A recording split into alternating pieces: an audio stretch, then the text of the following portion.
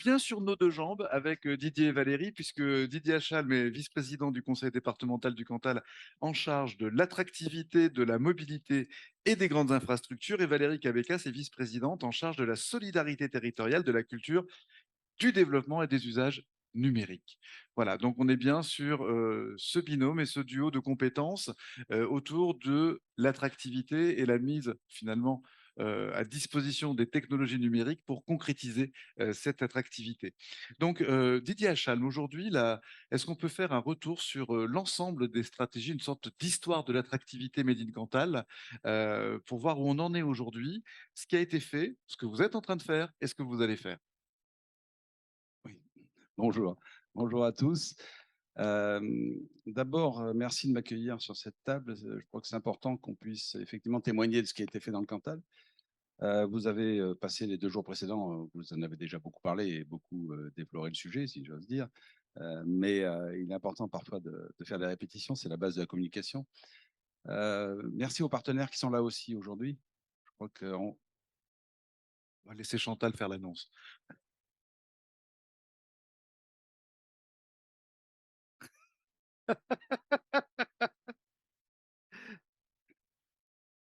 merci Chantal. Merci Chantal. Elle n'oublie jamais le Cantal. On se souvient de cette publicité. Voilà, absolument. Et remercier aussi mes prédécesseurs parce que c'est une histoire qui commence à dater, de se préoccuper de l'attractivité, de se préoccuper du numérique, de se préoccuper des nouveaux moyens de communication, puisque je crois que c'est en 2005 qu'on a commencé ces opérations-là. Et c'est pas pour rien, c'est pas parce qu'on est un petit département à l'échelle de certains autres qu'il faut rester en marche et en marge de ce qui se fait. Donc la marche, elle a été enclenchée il y a déjà quelques années.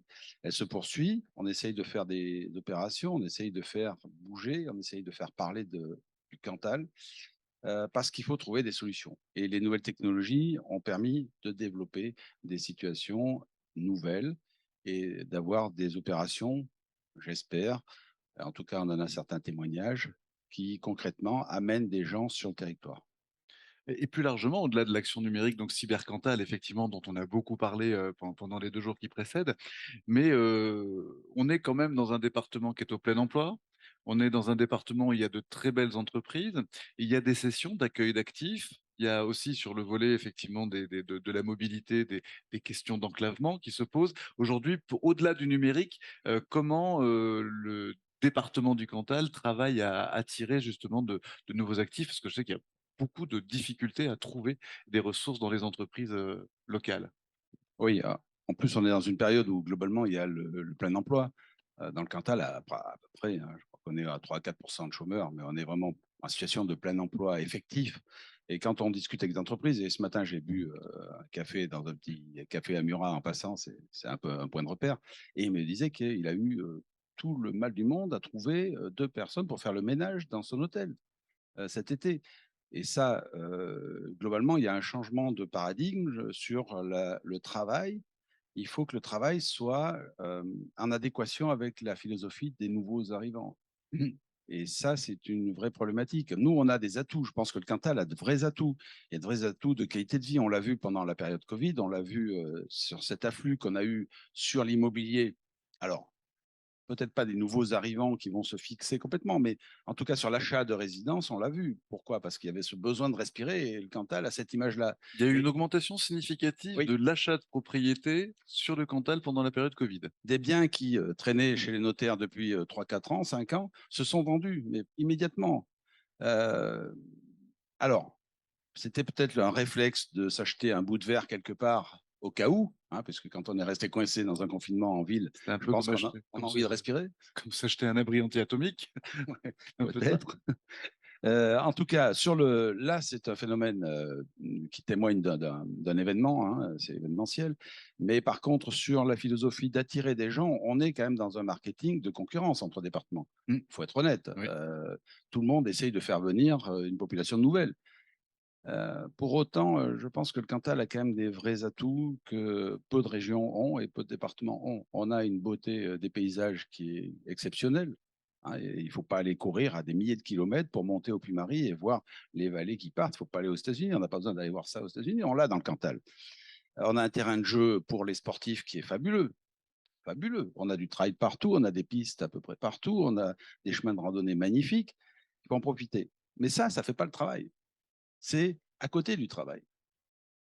Et c'est pour ça que les nouvelles technologies permettent à des gens de revenir travailler chez nous et les entreprises commencent à avoir ce changement de paradigme, c'est-à-dire qu'on autorise le télétravail, voire même on le sollicite dans certaines entreprises. Donc je pense que là, on a une vraie carte à jouer.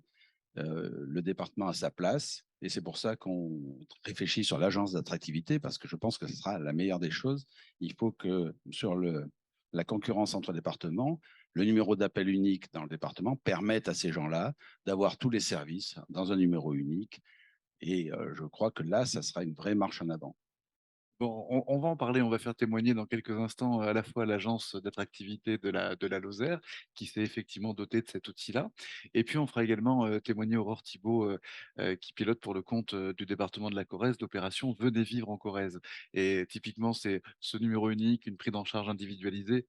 Vous parliez du sport, Didier Achal, mais il y a aussi le Cantal Tour Sport, qui est une opération récurrente du département, voilà, qui attire beaucoup de monde, qui est plutôt tournée vers la jeunesse. Mais sur ce qui relève de l'attractivité des actifs, on entendait hier Clémence Rabanne et Fabien Lesbrosses qui pilotent l'incubateur Catapulte ici à Aurillac, qui nous disaient que 80% de leurs porteurs de projets viennent en dehors du Cantal. Voilà, donc est-ce que finalement, ces 20 ans de travail autour notamment du programme Cybercantal Télécentre, on va y revenir avec Valérie Cabécas, mais est-ce que c'est pas en train de porter ses fruits? Est-ce que vous voyez des signaux encourageants? Oui, oui, je crois qu'on voit des signaux encourageants. Ce n'est la meilleure preuve, 80% qui viennent de l'extérieur. Par contre, dans les nouveaux arrivants, 70% sont passés par des offices de tourisme. C'est-à-dire qu'ils Ils viennent ont... découvrir le Cantal Ouais. pour des vacances, parce qu'ils sont attirés par l'image verte, par les grands espaces, par ce qu'on peut y faire. Et puis, à la réflexion, ils se disent, mais peut-être qu'on pourrait travailler là. Et on est en capacité de les accueillir. Et on est en double capacité, parce que le niveau de vie est quand même inférieur à des grandes villes. Et moi, je discutais avec un... Fait pas le niveau de vie, le coût de la vie. Le coût de la vie, pardon. Le coût de la vie, absolument. Le Le niveau de niveau vie, de vie est il est largement bien supérieur. supérieur, on est d'accord. Le coût de la vie. Je discutais avec une personne qui vient de Marseille, en famille, avec 2 enfants, qui est mécanicien à Saint-Flour, et qui me dit, mais moi, à la fin du mois, il m'en reste plus. Mon loyer, il est moitié moins. Mes enfants, ils vont en sécurité tout seuls au collège, alors que là-bas, j'étais obligé de les amener. Et c'est quelque part, le reste à vivre est bien meilleur dans le Cantal. Et je pense qu'il faut travailler. On peut avoir de la matière grise, de l'intellectuel qui peut venir travailler en télétravail, mais on a aussi des emplois à pourvoir, je dirais, plus primaires. Voilà. Merci, merci beaucoup Didier Achalm. Valérie Cabécas, on revient avec vous justement sur la contribution du numérique à cette stratégie d'ensemble sur l'attractivité du Cantal. Ça commence en 98, donc avec Cybercantal, plusieurs déclinaisons, bien sûr, l'accueil d'actifs, l'accueil de télétravailleurs, l'équipement des collèges, le haut débit, puis le très haut débit, l'équipement des écoles. Enfin voilà, si on pouvait aussi faire ce regard dans le rétroviseur sur l'ensemble de ces stratégies où finalement, à chaque fois, le numérique vient apporter sa part. Oui, effectivement, le département du Cantal a été assez précurseur en termes de numérique avec Cybercantal, vous l'avez dit, en 98. Et depuis, on s'est vraiment jamais arrêté. En fait, on est parti sur les différentes politiques menées soit par les régions, soit par l'État ou directement par le département. Je pense notamment à Auvergne très haut débit, par exemple, où on essaie d'amener le très haut débit dans tous les foyers, aussi à tout ce qui est zone blanche, éviter les zones blanches dans chaque bourg, en tout cas de notre département. Il reste des zones grises, bien sûr. On évoquait ce matin avec un collègue du Puy-de-Dôme. On essaie en tout cas que chaque territoire soit le mieux couvert possible, aussi bien en termes de très haut débit qu'en termes de téléphonie mobile. Au niveau de la téléphonie mobile, on s'est aussi inscrit dans le programme New Deal mobile. Et aujourd'hui, on compte à peu près 245 pylônes sur tout le département, dont 243 quand même en 4G. Bien sûr, on tend sur maintenant la 5G dans les années à venir, mais qui reste encore assez discuté. En plus de tout ce qui est infrastructure, le département a souhaité, donc effectivement, vous le disiez, hein, s'engager dans des programmes. Et Ruralytics, je pense qu'on est le bon exemple, puisqu'on est à la 17e édition aujourd'hui. Donc, essayer de monter des des programmes en lien avec le numérique et sur le numérique, donc entre autres Ruralytique, mais aussi les cybercantal bus. Donc, on a fait les déclinaisons du cybercantal, le cybercantal bus que vous avez dû voir dehors, qui amène en fait un service notamment numérique à la population de nos territoires les plus enclavés. On peut très bien aller dans les bourgs-centres, mais aussi dans les fonds de vallée, par exemple, et amener du service, de l'aide, en tout cas, au numérique. On a également développé Cybercantal tiers-lieux. Donc, ce sont 13 tiers-lieux, en fait, répartis sur tout le département. Et en plus de cela, un site de formation sur l'IUT d'Aurillac, en fait, de façon à également être le plus efficace possible au niveau du développement du télétravail. Vous le disiez tout à l'heure, et le vice-président en charge de l'attractivité le disait aussi, de façon à développer un maximum le télétravail sur notre territoire. Et enfin, pour 2023, on est en train de travailler sur le campus Cybercantal. Là, toujours pareil, développer un maximum de services plutôt du côté des étudiants et des scolaires. Je rebondis sur la scolarité. Effectivement, le numérique, il va aussi bien au plus près de l'usager, dès la petite enfance jusqu'au grand âge, donc par l'intermédiaire des bus, par l'intermédiaire des actions menées en faveur de la petite enfance sur le département, qu'elles soient culturelles ou éducatives. On a un gros service au niveau du numérique éducatif, justement, et aujourd'hui, on le développe vers l'universitaire. Voilà. Peut-être oui, un focus sur ce campus connecté. Alors, c'est un programme national, un campus connecté. Il y en a un certain nombre qui ont ouvert. Parmi les premiers, effectivement, celui d'Aurillac, qui aujourd'hui, je crois, a 2 antennes, une à Saint-Flour et l'autre à… Alors, on a effectivement l'antenne de l'IUT d'Aurillac Oui. où on accueille voilà, les étudiants, et on a développé 2 antennes dans les 2 sous-préfectures différentes, que ce soit Saint-Flour et Mauriac, de façon à ce que les jeunes étudiants, on va dire, qui ne veulent pas, qui n'ont pas les moyens, les capacités financières ou de déplacement, qui ne peuvent pas se rendre sur l'IUT d'Aurillac ou sur un autre site universitaire, puissent travailler en fait sur place dans le lycée de secteur, donc le lycée de Saint-Flour pour l'arrondissement de Saint-Flour et le lycée de Mauriac pour l'arrondissement de Mauriac. Voilà. Donc ça permet effectivement, on s'en était aperçu en fait que certains jeunes avaient peut-être une appréhension de partir, voilà, s'éloigner on va dire du local, de leur lieu d'habitation et de vie traditionnel. D'autres n'avaient pas forcément les moyens financiers de prendre un appartement. D'autres étaient aussi pénalisés par l'aspect du transport, par exemple, pour se rendre sur des lieux universitaires. Et donc, ça a été une remontée, un besoin qu'on a ressenti du territoire, et on essaie de développer ça. Alors, c'est en cours, puisque on l'a seulement créé très récemment. C'est en cours faut faire connaître le dispositif à nos jeunes, et puis on espère que ça va pouvoir se développer le plus possible. Voilà. Oui, parce que je rappelle effectivement le concept. Le campus connecté est un lieu où on peut suivre avec d'autres étudiants une formation qui n'est pas forcément sur site. C'est-à-dire qu'on peut suivre une formation qui est à l'université de Grenoble, on peut suivre des études de biologie. Alors, bon, c'est un mauvais exemple parce qu'il y a déjà bien en dur ici, mais on peut suivre des voilà, mathématiques expérimentales dans une université, voire des universités étrangères. Mais pour l'instant, ça reste. Et parce qu'on avait fait le constat l'an dernier à Ruralytique spéciale jeunesse que deux bacheliers ruraux sur 3 renonçaient aux études supérieures, voilà, pour des questions économiques, sociales, de déplacement, etc. Aussi par attachement au territoire. Et l'idée, c'était du campus connecté, notamment ici à Aurillac, c'était de passer finalement d'un choix de formation subi et restreint à finalement les études que je veux faire, je peux les faire de n'importe où. Cette année, pour donner un exemple, on a une étudiante de la Sorbonne qui va donc suivre les cours de la Sorbonne à Aurillac. C'est clair, parfaitement clair.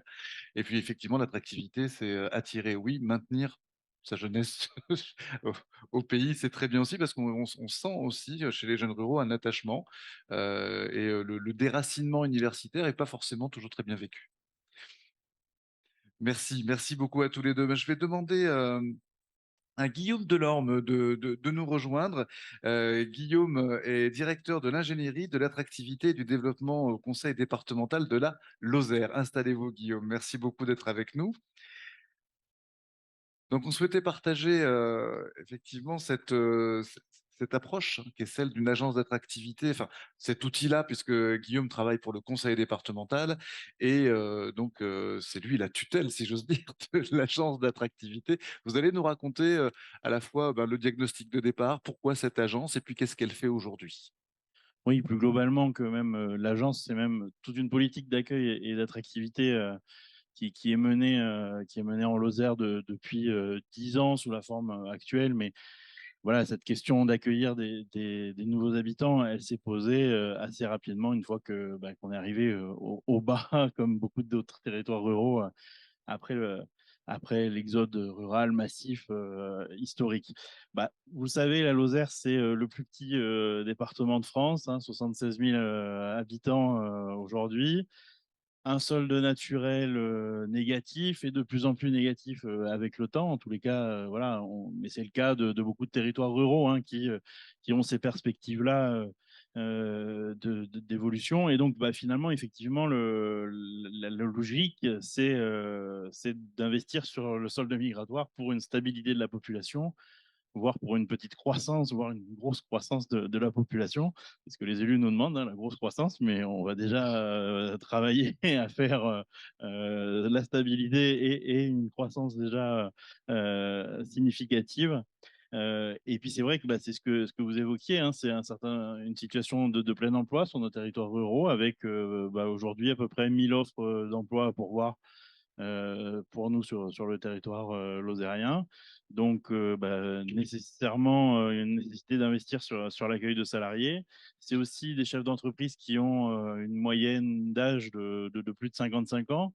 Donc, une nécessité aussi de permettre la transmission d'entreprise, parce que cette transmission d'entreprise, c'est essentiel pour maintenir les services sur le territoire, parce que quand on parle d'entreprise, c'est le boucher, le boulanger, c'est le garagiste, Le couvreur, le voilà, plombier. voilà, bien sûr. Donc c'est toute la vie sur le territoire qui en dépend. Donc c'est vrai que voilà, tout ça montre que travailler une politique d'attractivité, c'est essentiel pour garantir une vitalité du territoire.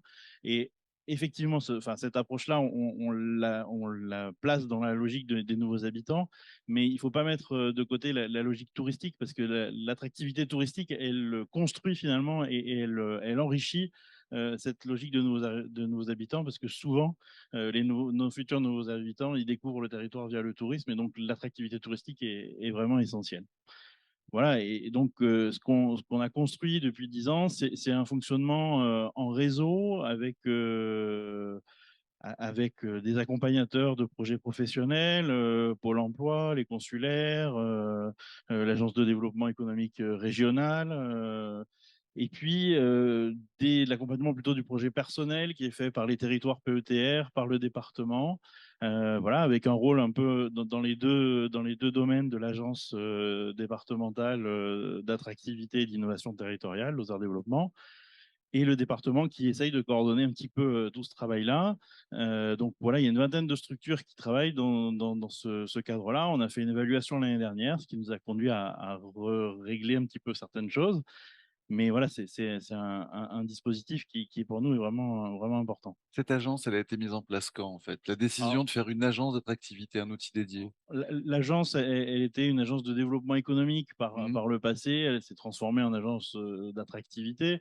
C'est vrai qu'elle a renforcé ces sujets d'attractivité. Notamment, il y avait une dimension forte d'accompagnement au numérique et à l'entreprise. Et puis, il y a un certain nombre de choses qui ont évolué effectivement avec la loi NOTRe qui a conduit à cela. Mais vraiment, la dimension de l'agence d'attractivité, elle s'inscrit dans la logique globale du réseau avec du réseau Lozère Nouvelle Vie, parce que je l'ai pas dit. C'est tout le monde est sous une bannière commune qui est la bannière Lozère Nouvelle Vie. Donc voilà un message la logique étant que cette bannière Lozère Nouvelle Vie soit l'enseigne finalement quand on va vers l'extérieur pour parler de la Lozère. Alors, nous, ici en Auvergne, il y a quelques années, on s'en souvient, on avait Auvergne Nouveau Monde, Tout à fait. voilà, qui ensuite s'est cristallisé, on l'a écouté hier en Marque Auvergne. C'est quoi la promesse Lozère Nouvelle Vie? Quelle est la cible? Comment vous avez réfléchi parce que c'est du marketing territorial. Euh, qui vous visez?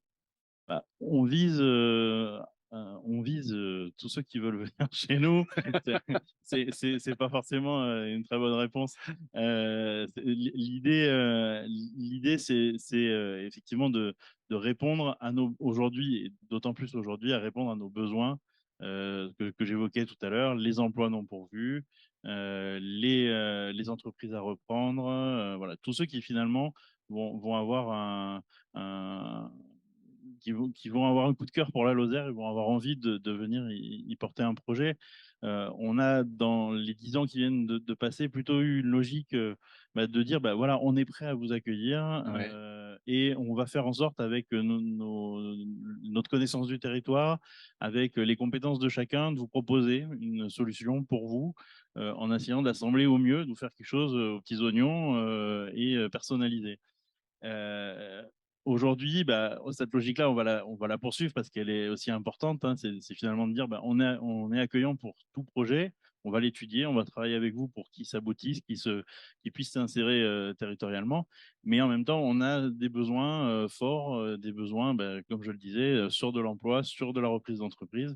Et là, on va aller vraiment prospecter beaucoup plus fort, beaucoup plus massivement sur ces profils-là.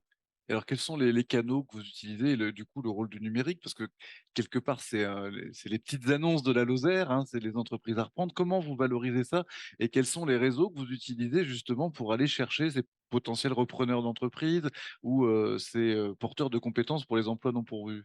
Alors, il y a plein de façons de le raisonner. On va très basiquement, hein, Lozère Nouvelle Vie, mais c'est pas si simple non plus, hein, avec 20 structures. On a une plateforme internet, un site sur lequel on va retrouver beaucoup d'offres qu'on va dire qualifiées. Donc, on va retrouver les offres de Pôle emploi. C'était pas simple. Ça a été le premier partenariat avec Pôle emploi au niveau national pour avoir les offres d'emploi qui remontent. On va avoir des offres aussi qualifiées de transmission d'entreprise, etc. Donc tout ça, c'est le site, notre site bannière qui est, bon, voilà, une première vitrine. Évidemment, c'est pas, il faut que les gens arrivent sur ce site aussi, hein. Donc Oui, aussi, c'était la il y question a derrière. aussi Comment on les amène jusqu'à la porte? il y a un peu de travail là-dessus. Il y a tout un travail de relations presse pour parler aussi de la Lozère et de sa capacité d'accueil. C'est un élément. Et puis après, voilà, il y a un travail sur les réseaux sociaux qu'on va encore plus intensifier dans les prochains mois. On était dans une période, comme je le disais, d'évaluation et de repositionnement. Et là, vraiment, on va remettre un, un élément beaucoup plus fort sur justement la prospection ciblée sur des offres via les réseaux sociaux, ce qui était un petit peu moins le cas aujourd'hui, où on avait une promotion plus globale du territoire et de ses capacités d'installation. Donc c'est vrai que voilà, on va booster là-dessus. Et puis après, nous, on a vraiment constaté dans l'historique des choses qu'il y a vraiment un lien fort à faire entre la transformation des touristes en nouveaux habitants. Donc, on a essayé de beaucoup travailler sur ce sujet-là. On est allé à la rencontre des touristes sur le territoire avec une grande tournée. Voilà, avec la marque Lozère Nouvelle Vie sur le territoire, dans les lieux touristiques, pour leur dire, voilà, et pourquoi pas une nouvelle vie en Lozère, hein. Et puis, on le fait aussi dans les villes à 3 heures, à 3 heures à peu près de route de la Lozère, Ouais. à la fois dans une dimension touristique aussi, une dimension produit du terroir, mais aussi une dimension, pourquoi pas venir vous installer, quoi. Donc il y a vraiment cet aspect-là qui est important. Et hier, dans la table ronde aussi sur la marque Auvergne, il y avait la question des vidéos et de l'importance de ce média-là. Voilà, c'est aussi un des axes de développement fort pour nous, voilà, qui a déjà été utilisé, mais qu'on va poursuivre fortement en mettant en avant le témoignage, parce qu'on se rend compte que le témoignage de ceux qui ont réussi à faire cette installation, ce témoignage, il a force d'exemple. Et il est aussi une façon de communiquer auprès de la population locale, parce que les politiques d'accueil et d'attractivité, il faut aussi qu'elle soit adoptée entre guillemets par les populations locales, qu'elles comprennent les enjeux qu'on a évoqués au début. Et finalement, il n'y a pas de meilleure réaction que avec le témoignage de quelqu'un qui s'est installé et qui démontre qui fait vivre un territoire. Et justement, qu'est-ce qu'ils disent ces témoins et quel est le est-ce que vous arrivez avec un petit peu de recul maintenant à avoir une vision des profils majoritaires? C'est-à-dire ceux qui viennent, vivre cette nouvelle vie en Lozère, est-ce qu'ils ont des points communs ou est-ce que c'est extrêmement varié? C'est extrêmement varié. Le point commun, c'est l'accompagnement sur mesure, le fait que les gens se sont mis à leur écoute, enfin voilà, pour favoriser leur installation. C'est vraiment ça qui ressort comme un fil rouge. Après, on ne cache pas non plus des difficultés. Voilà, on a des porteurs de projets et qui témoignent de ces difficultés-là, du fait que parfois un projet, ben, il va mettre 2 ans à se réaliser. Voilà, on a un couple de jeunes qui est arrivé de Bordeaux, qui a voulu développer une activité touristique dans les gorges du Tarn.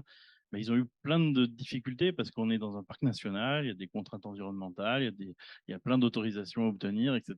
Bah, ils ont passé une année compliquée. Ils sont allés bosser en tant que salariés dans des entreprises, voilà, pour pouvoir tenir financièrement dans leur projet, mais toujours avec l'objectif final. Et voilà, et cet été, on a grand plaisir d'aller dans leur guinguette au bord du Tarn et de profiter voilà, des produits locaux qui mettent à découvrir. C'est important aussi de montrer que c'est pas non plus quelque chose de simple et complètement, voilà, complètement enfin, une évidence. Et ce qu'on essaye toujours aussi de faire, c'est de ne pas être dans la solution tout cuit. C'est-à-dire que certes, on fait des choses aux petits oignons et personnalisées, mais on essaye de faire aussi quelque chose où la personne est acteur de son projet réellement. Et ça, je pense que c'est vraiment essentiel parce que parfois, on a un peu la tendance de se dire, ah bah oui, on leur donne un terrain, ou on leur donne un logement et leur emploi et tout va marcher. Bah, il y a aussi une démarche personnelle à faire dans ce travail-là. Voilà. Parce que vous les avez accompagnés effectivement, ces 2 porteurs de projets bordelais, c'est-à-dire que, est-ce qu'on peut dire si, vous aviez pas été en soutien à les nurser un petit peu dans les moments difficiles, est-ce qu'ils auraient ils auraient pu lâcher le morceau? Est-ce que finalement il y a eu ce besoin de se dire: «Bon bah, ils sont derrière moi, je suis soutenu, ça fait la différence»? Bah, en fait, avec eux, on a fait un peu le début, la mise en relation avec avec le réseau local. Et finalement, c'est le réseau local qui les a le plus soutenus que nous, parce que bah, nous, on était à la limite de nos capacités d'intervention aussi. Voilà, le projet, il était calé, il est viable. Enfin voilà, là, on était dans du délai, voilà. Et au final, ils avaient réussi à construire déjà avec l'apport, notamment du PETR, du département heu, des réseaux, de la connaissance par rapport aux acteurs. Et finalement, bah, voilà, après c'est ces acteurs-là qui ont soutenu. Et donc l'agence elle-même, ça peut intéresser le Cantal si vous réfléchissez à la création d'une agence d'attractivité. Ce que j'aimerais, c'est qu'on se donne voilà, des éléments un peu chiffrés. C'est combien de personnes? C'est quel statut? C'est quel budget? Et c'est quoi les compétences, effectivement, des gens qui travaillent dans cette agence? Alors il va falloir que À la louche, hein? ouais, ouais. Donc l'agence d'attractivité et d'innovation territoriale, elle a plusieurs grands sujets de travail. Elle a cette contribution sur l'accueil, l'attractivité, qui se fait autour d'un axe marquant sur la prospection d'entreprise. Donc là, vraiment sur les chefs d'entreprise. Ça, c'est un, un poste dédié à ce travail-là. Il y a une dimension aussi sur les produits locaux, alors qui peut peut-être apparaître un peu décalé, mais avec notamment notre marque de Lozère qui valorise les produits locaux, donc avec Mmh. la chargée de mission qui anime cette marque qui est dans l'équipe. On a une dimension autour de tout ce qui va être les usages numériques, la médiation numérique euh, et aussi je vais y arriver, l'inclusion numérique, Mmh. voilà, qui est aussi portée par l'agence. Donc ça, Donc ils sont 4 hein, dans l'agence d'attractivité. Et nous, au niveau des services du département, on a une équipe aussi de 5 personnes qui travaillent sur les sujets accueil, attractivité, démographie médicale Ah oui, pour porter ces sujets en lien avec les 20 partenaires du territoire. 9 ETP, Didier.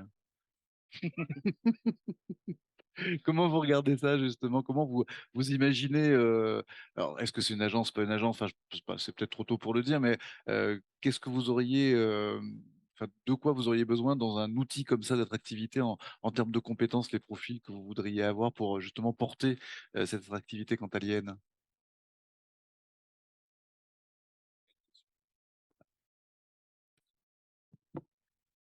Oui, j'écoute avec attention Guillaume. Euh, on a une similitude de petits départements, c'est-à-dire de départements où il ne faut pas de dispersion sur les moyens, parce qu'on ne peut pas en créer, ça ne s'improvise pas les moyens. Ça a un coût. Donc je crois que, il faut l'unité de tous les partenaires au niveau du département, parce que sinon, c'est des projets qui vont avorter. Et là, je pense que le tour de table est fondamental. Il faut que tout le monde se mette autour de la table et mette les moyens en commun. Et le chef de file, que ce soit le département, moi, ça ne me gêne pas. Et je trouve qu'il y a une cohérence. Il y a une cohérence géographique, il y a une cohérence de territoire, il y a une cohérence décisionnelle. Donc, je pense qu'il faut absolument que tout le monde soit autour de la table. Tous les moyens unis, réunis et efficaces. Ensuite, j'ai bien entendu qu'il y avait un sujet sur la reprise des entreprises. Et c'est un vrai sujet. C'est un vrai sujet. On a des chefs d'entreprise qui vieillissent. On a la chance d'avoir des belles entreprises leaders, je dirais, qui sont des locomotives pour le département. Oui, tout à fait. Mais il ne faut pas cacher la réalité. La réalité territoriale, elle est dans nos petites entreprises partout. Et c'est là où il faut qu'on soit extrêmement vigilant à maintenir ce tissu d'entreprise. Et tu l'as dit, Guillaume, et il faut qu'on soit, à mon avis, proactif, c'est-à-dire qu'on aille chercher, montrer et qu'on soit fier de notre département. Parce que bien souvent, le Cantalou est humble, peut-être que le Lozérien aussi, je ne sais pas, mais en tout cas, le Cantalou est humble et il ne dévalorise pas, mais il a un peu de peine à mettre en avant son territoire. Et non, non, non, il faut qu'on soit fier de notre Cantal et qu'on sache le vendre. Et il faut aussi du réseautage, c'est-à-dire que nos Cantalous qui sont à Paris, brasseries, etc., qui ont des commerces à Paris, il faut qu'ils fassent la promotion avec nous. Et peut-être qu'on n'a pas su les motiver là-dessus. Mais en attendant, il faut qu'ils le fassent. Et il faut qu'on soit à leur côté pour les inciter à le faire. Après, en termes de volumétrie, je ne sais pas, parce que ça va dépendre un petit peu de qui on met autour de la table et comment on peut monter cette agence d'attractivité. En tout cas, je crois qu'elle est nécessaire et qu'elle soit départementale et qu'elle soit bien partagée avec tous les autres partenaires. Pour moi, c'est ça. Et après, on verra la volumétrie de personnel qu'on peut y mettre. Merci, merci Didier Achalm. Vous en avez parlé, Guillaume Delorme, c'est la question de l'implication aussi de la population dans cette stratégie. Est-ce qu'aujourd'hui, vous avez le sentiment que cette stratégie est partagée par les Lozériens qui sont ambassadeurs de leur territoire? Est-ce qu'il y a des greeters, comme on dit, en Lozère, ou est-ce que ça reste un chantier peut-être à ouvrir ou à intensifier dans la nouvelle feuille de route?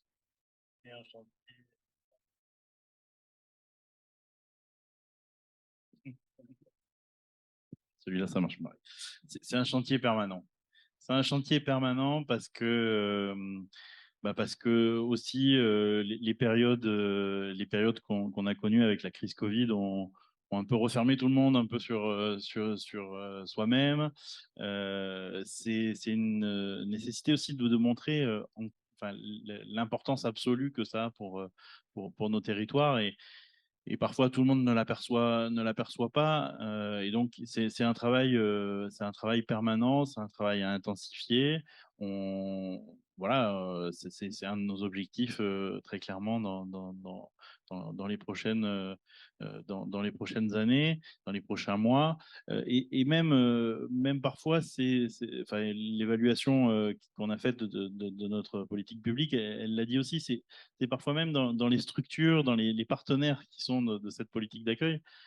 Finalement, c'est quelque chose qu'on fait un peu, peut-être parfois pour certains, comme quelque chose d'un peu sur le côté. Enfin, c'est pas l'activité principale. Donc, il y a vraiment une dimension de cohésion et de se dire c'est un axe qui est essentiel, qu'il faut partager comme un axe essentiel, qui revient comme quelque chose de très très fort et sur lequel on est en train de travailler avec une vraie charte du réseau qui va être mise en avant pour aussi affirmer ces aspects communs. Et on a tout un travail de valorisation. Alors, je vous parlais des vidéos témoignages, mais c'est aussi dans le magazine départemental, dans un certain nombre de supports de ces témoignages qui montrent que ces installations, elles sont nécessaires et et elles sont utiles au territoire. Voilà. On peut peut-être imaginer à terme qu'un certain nombre d'acteurs, il y a beaucoup d'associations de valorisation patrimoniale, de valorisation territoriale, tous ces gens-là puissent devenir un peu des parrains, hein, des parrains d'accueil et finalement, voilà, contribuer. Quand on démultiplie l'effort et que les citoyens sont partie prenante, ça, mais c'est pas toujours facile de les impliquer là-dedans. On parlait effectivement des Cantaloups de Paris, parce qu'il y a un truc qu'on n'ose pas forcément se dire, c'est qu'il y a un certain nombre d'habitants des territoires ruraux qui n'ont pas forcément envie de voir débarquer des urbains, parce que avant d'être des néo-ruraux, c'est surtout des pasturbains. Donc, est-ce que ça vous remonte Didier Achalm quand vous parlez d'attractivité autour de vous ici dans le Cantal? Oui, c'est une notion qu'il faut prendre en compte. Effectivement, l'accueil des nouvelles populations dans certains endroits n'est pas forcément bien vécu parce que parfois il y a des historiques, il y avait des difficultés d'implantation, il faut en tenir compte. Mais je pense qu'une bonne communication et surtout une communication réaliste va faire accepter ces choses-là. Après, c'est jamais du 100%, on le sait bien. Il peut y avoir des échecs, il peut y avoir des échecs de projets, des projets qui étaient mal montés, etc. Mais nous, par exemple, on fait des sessions d'accueil d'actifs dans le département. C'est combien par an? C'est combien de personnes? En termes d'installation, Non, c'est combien de personnes que vous accueillez dans les sessions d'accueil d'actifs? ah, Vous faites combien de sessions par an et c'est combien de personnes en gros? en général, c'est autour d'une vingtaine de projets qu'on accueille D'accord. par session, hein. Ensuite, c'est pas 20 nouveaux arrivants, bien Non, entendu, non. hein, puisque les projets sont d'abord analysés, filtrés sur leur faisabilité. Donc, on en retient une vingtaine. D'accord. Et ensuite, les sessions d'accueil d'actifs où les gens qui ont des projets arrivent et on met autour de la table tous les intervenants Et qui comment ça se peuvent. passe? Vous les invitez? Vous les Oui, réunissez pendant oui. combien de jours? Ah, ils sont pris en charge, en général, c'est 2 à 3 jours. D'accord. On leur fait rencontrer tous les acteurs qui seront nécessaires à leur installation. On discute de leur projet, ils maturent leur projet à ce moment-là avec les intervenants, c'est-à-dire les D'accord. banquiers, les caisses, enfin, etc. Et ça leur permet d'avoir une bonne visibilité, les chambres d'agriculture, puisqu'on a souvent des projets dans le domaine agricole, Autour de hein. l'agriculture. Oui, bien sûr, transformation, nouveaux arrivants. Et c'est peut-être là où c'est le plus difficile à se faire accepter, parce que sur le foncier agricole, c'est toujours un enjeu compliqué, et on n'en a pas beaucoup de foncier agricole qui est disponible. Et donc, il leur faut des projets différenciants pour pas qu'ils viennent en concurrence avec les Ceux agriculteurs qui sont déjà installés, en place. ce qui est Ouais. normal, hein. Mais Ouais. d'un autre côté, on sait aussi que la population agricole vieillit énormément et que donc il faudra des repreneurs. Il faut faire accepter cette idée qu'il peut y avoir de l'industrie agroalimentaire à petit niveau qui viennent s'installer. C'est pas une mauvaise chose. Je pense que de la transformation avec de la valeur ajoutée apportée au département, c'est bien. Mm. Et moi, quand je vois les agriculteurs, j'en ai toujours. Faites de la valeur ajoutée, parce que c'est là où il y a de l'argent qui reste. Ça. Hein. Quand on vend son lait, malheureusement, on est prisonnier d'un système. Quand on fait son fromage, on peut le vendre un peu mieux et on dégage de la valeur ajoutée, etc. Bon, ce sont des exemples, mais je pense que sur l'industrie agricole, il y a beaucoup à faire et on s'aperçoit que dans les nouveaux arrivants, par exemple dans les zones d'activité, nous avons la chance, Valérie et moi, d'être président de communauté de communes. Dans les zones d'activité, on voit beaucoup de projets autour de l'alimentation. Moi, j'ai un distillateur de whisky qui va venir s'installer à Neussargues, un torréfacteur nouveau. Il y a des choses intéressantes, voire peut-être même un fabricant de pain sans gluten. Donc, on est dans une mouvance où on peut trouver sa place dans le Cantal. Et ça, je pense qu'en termes d'exemplarité pour des gens qui cherchent des solutions, on a la place pour les accueillir et on peut les accueillir. Donc, c'est peut-être pas mal de faire comme Guillaume, des vidéos témoignages. On va se piller entre voisins. On va se plier, mais en même temps, on peut le dire, on a aussi échangé avec les services du département du Cantal parce que, enfin, globalement, on est sur un espace massif central qui cherche à accueillir, qui cherche aussi à travailler son attractivité et enfin, voilà, il y a une logique. Bah, voilà, chacun porte des politiques, les adapte aussi aux réalités de son territoire et à les ambitions qu'il veut y mettre. Mais l'idée, c'est pas de se faire concurrence entre nous. Enfin, je veux dire, à la limite, si le projet doit s'installer dans le Cantal plutôt qu'en Lozère, c'est dommage parce qu'on l'aura accompagné et qu'on bénéficiera pas des retombées de ce qu'on a investi sur ce porteur de projet. Mais finalement, il sera installé dans la ruralité, à proximité de nous. Il va peut-être aussi répondre à un certain nombre de besoins. Donc, je pense qu'il y a plutôt d'autres territoires sur lesquels, voilà, on l'évoquait hier avec la métropolisation et aller chercher dans ces viviers-là des gens pour venir chez nous et qui en plus le cherchent. Donc je crois que voilà, on a clairement des cibles qu'on peut aller chercher peut-être même ensemble, mais en l'occurrence, on a voilà, des territoires qui ne doivent pas être concurrents, sinon on va se piller des profils On va s'épuiser. Ouais. voilà, on va s'épuiser et c'est pas le but, quoi. Est-ce que dans ces sessions d'accueil d'actifs, il y a aussi des projets numériques qui sont accueillis, Valérie Cabécas? Alors, assez peu, en Assez fait. Et peu? effectivement, hein, comme le disait Didier Hacham, on est plutôt sur de l'alimentaire, souvent agricole, ou alors voilà, des reprises d'activité. Peu de numérique. Maintenant, souvent, les conjoints quand même, Oui. puisqu'en fait, il y a aussi, ben, il y a bien sûr le porteur de projet, mais souvent, il y a une famille derrière, un conjoint, voilà. Et donc là, on arrive aussi à travailler sur le télétravail, entre autres, à dire, ben voilà, on a des choses pour vous accueillir, on a des Fab Labs, un peu sur différents endroits du territoire, des tiers-lieux, voilà. Donc c'est là où le numérique peut intervenir aussi. Après, c'est vrai que concrètement, le fait de passer aussi par des chambres consulaires, hein, on est plutôt sur soit des métiers effectivement agricoles, des métiers plutôt manuels, artisanaux, Artisanaux? voilà, ou à la rigueur même dans le milieu commercial, mais un peu moins sur le numérique. Voilà. Bah, après, forcément, hein, il y a à chaque fois une partie numérique qui peut s'installer au niveau du projet, hein, quoi qu'on fasse. Toujours, il y a toujours une Mais composante. Ouais. voilà, c'est peut-être pas la première identification.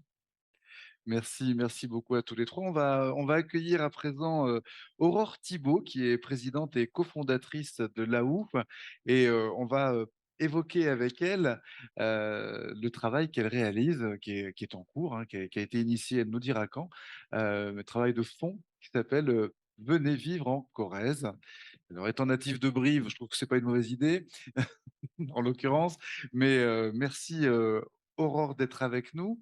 Donc, prenons le temps de faire la genèse en fait de ce projet Venez vivre en Corrèze, et puis de décliner la manière assez particulière dont l'AOU entend fabriquer ce matching finalement, hein. C'est un peu le mythique entre la Corrèze et ceux qui seraient compatibles avec elle.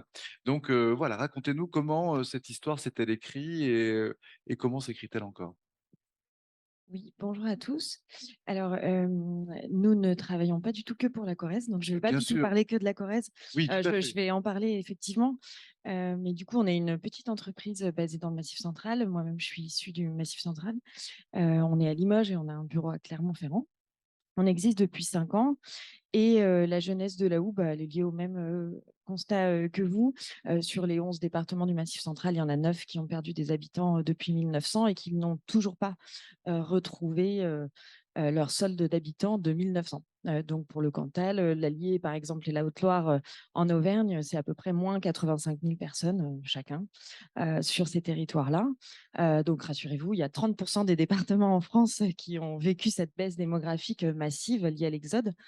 Euh, et du coup, on s'est dit qu'effectivement, c'était avant le Covid en 2017, qu'il y avait une envie quand même des personnes vivant en métropole de quitter les grandes villes, mais qu'ils ne savaient pas forcément vers qui se tourner et comment faire, et qu'ils avaient surtout très peur d'une image de la campagne complètement erronée, toujours qui véhiculant des images complètement